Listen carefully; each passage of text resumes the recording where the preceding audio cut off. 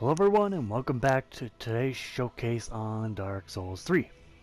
So, keep wearing this damn Sellsword armor. I've overused it. The gig is done.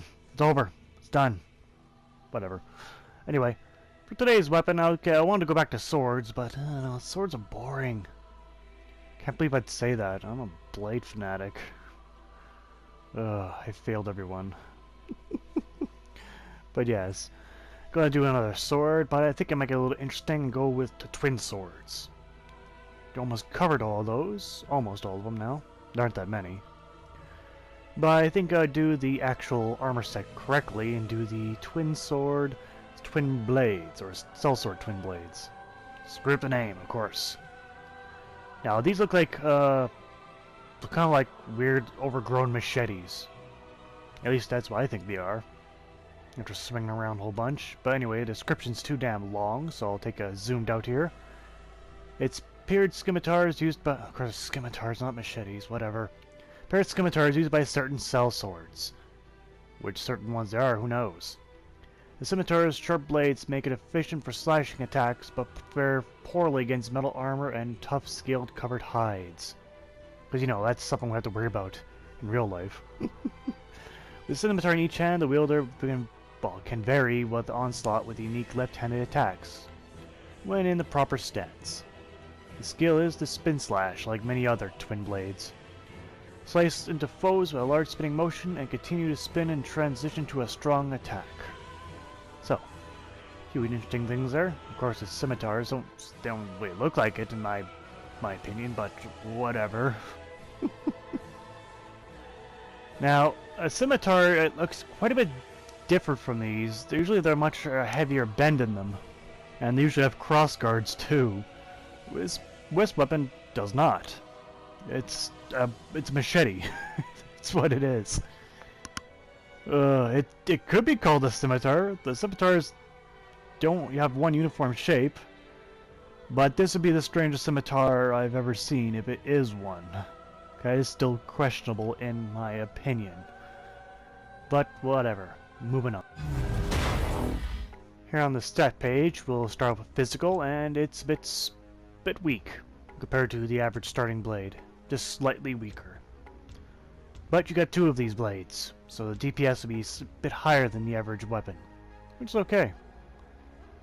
On the attribute bonus, we can see we get 8 for strength and C for dexterity, which is common for curved blades. The attribute requirements reflect this, since you only need 10 strength and 16 dexterity, which is an average modern amount. If you're going for a dex build, you already have this, chances be. The special move is the plain old spin slash.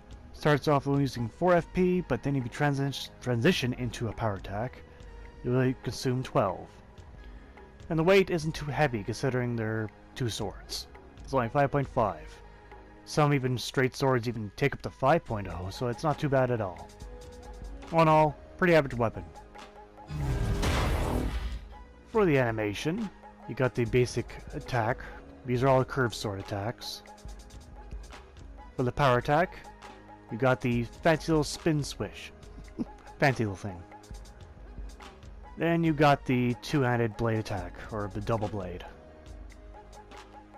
Then you got the special move, which you can see transitioning into a power attack on the second attack there. Spirit attack will be a quick swipe. This weapon also changes your kick animation, the fancy old swipe and flip. This weapon here, the Sellsword Twinblades, is upgraded by Titanite shards, the plain old.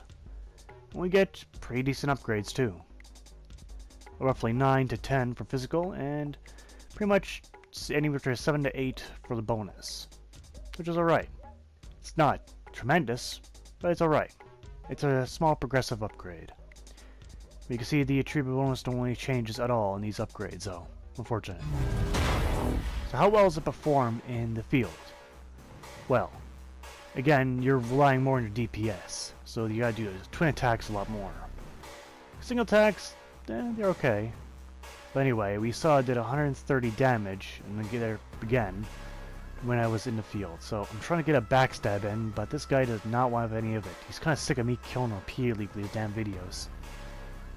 Then again, for every video, I kill this guy 3 times at the minimum. There we are, 310. So yes, the weapon is negatively impacted by armor. Most of the blades would go close to 400. But still, it's alright. We can see as it cuts through these guys that when you don't wear any armor at all. But easily, yep. Easily killed in one hit. Now, we'll try and combo attack. And we can see the combo attack does plenty of damage.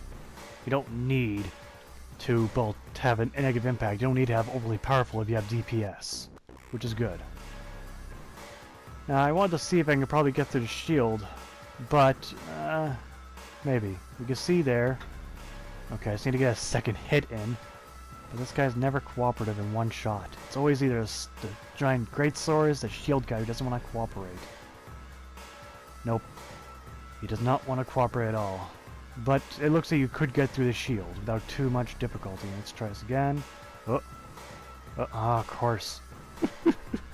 We can see we can get through the shield with 2 combo attacks. It could be easier, but...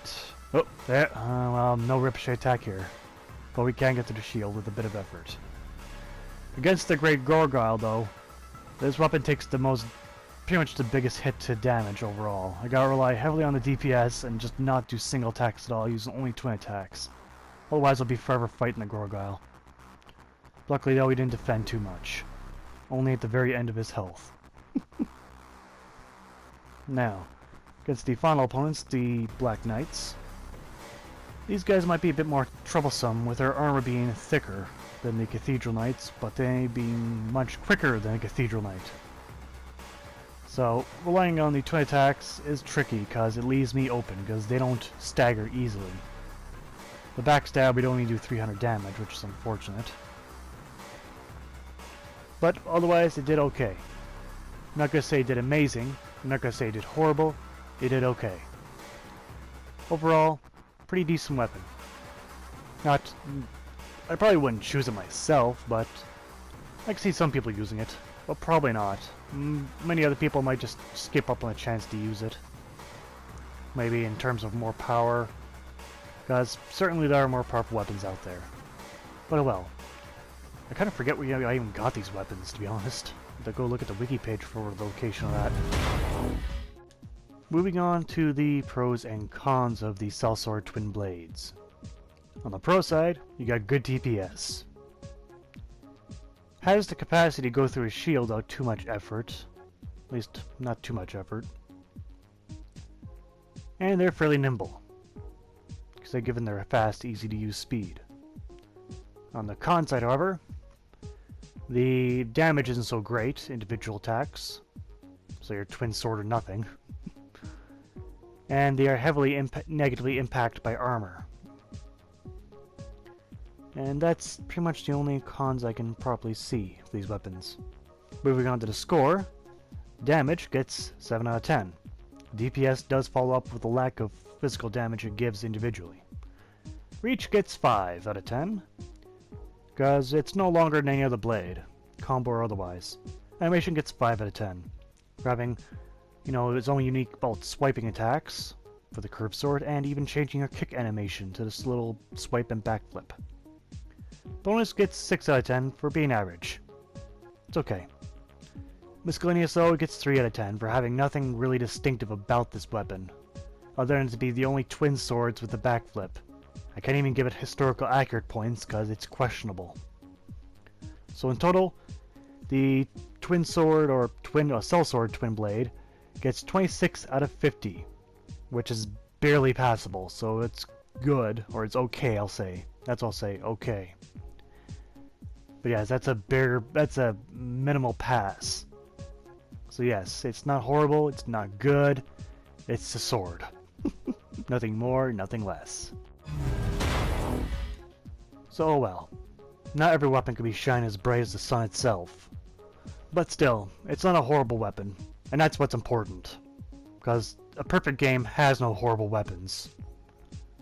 But not every weapon can be critically overpowered either. Not every weapon can be a projectile. Not every weapon can smash enemies to the ground. You gotta have swords like these two. But hey, They're still good. They're still alright. They're still fashionable. Make it look fabulous. But that's been Showcase for today. I thank you for watching. I see you guys next time. Take care out there.